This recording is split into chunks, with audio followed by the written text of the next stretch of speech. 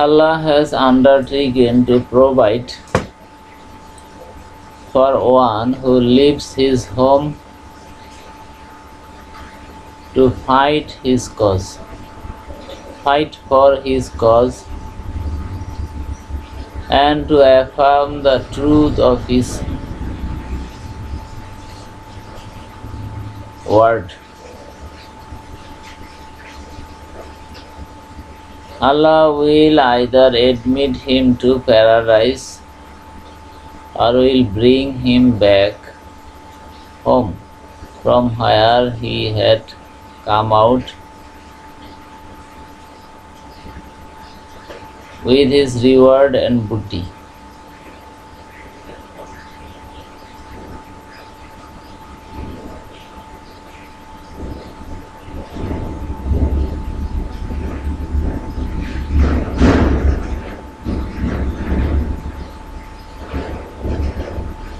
Al-Hadith, Muslim Sharif,